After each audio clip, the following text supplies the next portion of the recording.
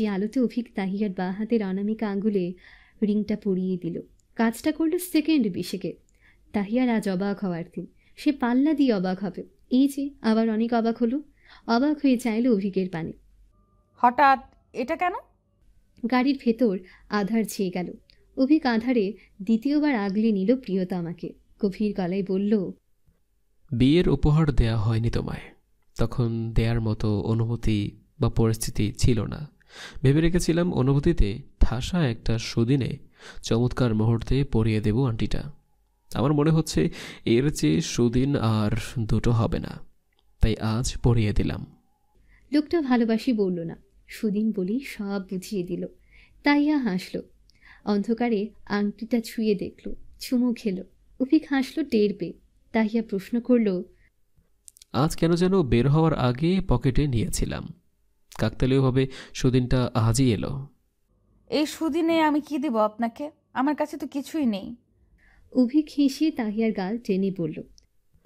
স্ত্রীদের প্রতি স্বামীদের খুব বেশি চাওয়া থাকে না, উপহার পাওয়ার আশা থাকে না। তারা চায় শুধু তার স্ত্রী তার প্রতি একটু আগ্রহ, যত্ন, অনুভূতি বোঝার চেষ্টাকারী হোক। লক্ষ কোটি থাকার চেয়েও দামি এগুলো স্বামীর কাছে। তুমি না হয় সেগুলোই দিও। লোকটা এত সুন্দর করে কথা বলে কেন? সে তো পারে না। একটা মানুষকে এত সুন্দর করে কথা বলতে হবে কেন? প্রতি কথাই মুগ্ধ করতে হবে কেন?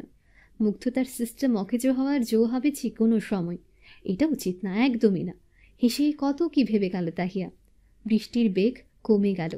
আলোকিত হতে শুরু করলো চারপাশ। গাড়িটা তখনও রেস্টুরেন্টের সামনে দাঁড় করানো। গাড়ি চলছে না। পরখ করে দেখা গেল চালকের আসনে চালক নেই। তাহিয়া হকচকিয়ে বলল, ড্রাইভার কোথায়? তাহিয়ার কপালে আসা চুল সরিয়ে দিয়ে অভিক বলল, মিয়াবাবির একান্ত সময়ে তৃতীয় ব্যক্তি থাকতে নেই। ড্রাইভার লাঞ্চ করছে রেস্টুরেন্টে। তাহিয়া হাসল।